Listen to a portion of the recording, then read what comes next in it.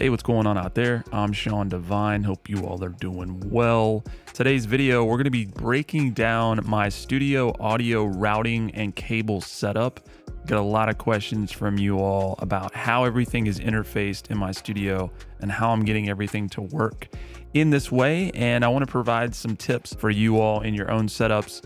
A lot of you out there are not going to have the same equipment as me. That's perfectly fine. All this stuff is going to interface in a very similar way. You're going to be able to pick up some things, hopefully from seeing the ins and outs, no pun intended, of my setup.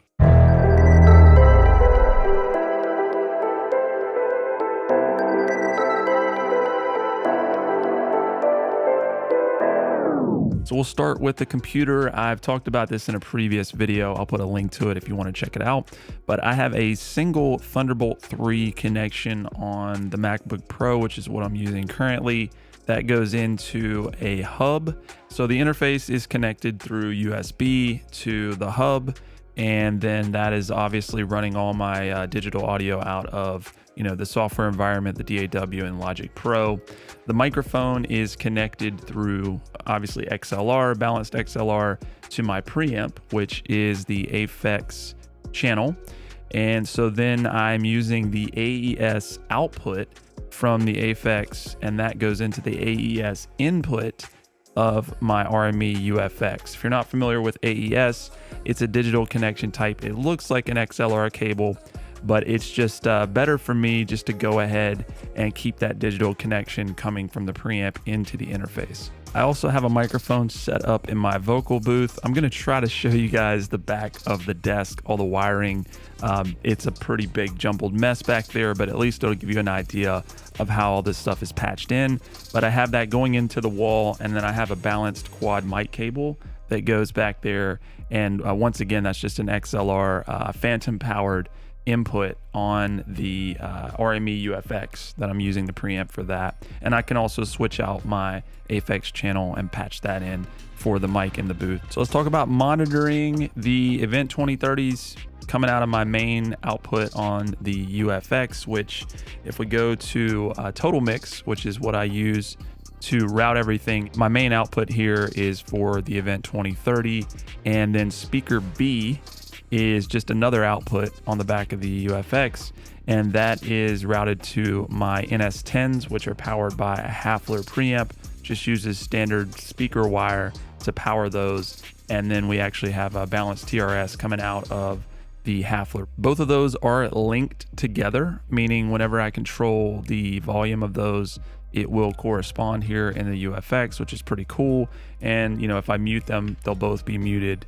And I can turn speaker B on and off with a button here in TotalMix, which is corresponding with my remote for the RME. I do have a couple of other connections that go through the wall. So I have an output set up for my subwoofer. You'll see down here in TotalMix that when I select listen, which is a setting I have for my monitoring, it will just turn up this output to 0, sending whatever signals coming out of the software to the subwoofer, which is connected through a TRS connection.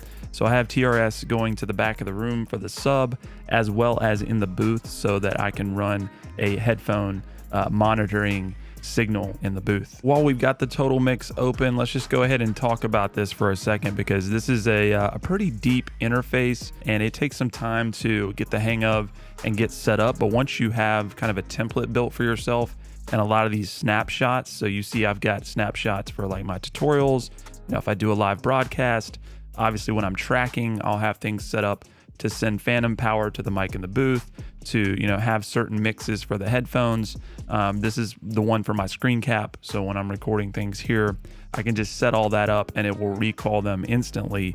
But up here, you've got your hardware inputs. So you see like my Fusion, which we're going to talk about how that's routed in just a second. But I've got my instruments like the DeepMind, the Access Virus Indigo, the Rode mics, all that stuff is up here up top. The middle is going to be your software playback, and then the bottom is going to be your outputs as well as your monitoring outputs. All right, so we'll talk about the Fusion. Get a lot of questions about how this is patched in. I am mixing and mastering pretty much exclusively in Logic Pro X. So I have this routed using the I/O plugin. But first, let's just talk about physically in terms of hardware, what you need to use the Fusion with your audio interface. You're going to need both open input channels as well as open output channels on your interface so that you can send your signal out of the DAW or out of the software into the Fusion and then come back into the interface so that it can be processed that way. Once that's done and you're in Logic Pro, there is a plugin utility that's available called the I/O plugin. And so I have a preset set up for the Fusion. And what this will do is it will route the output and the input back into Logic. It will calculate whatever latency, it will offset that, and then allow you to hear what's being processed with the Fusion. You'll see in my outputs, if I click down here, it says to Fusion, and that is for output 5 and 6 on the back of the RME.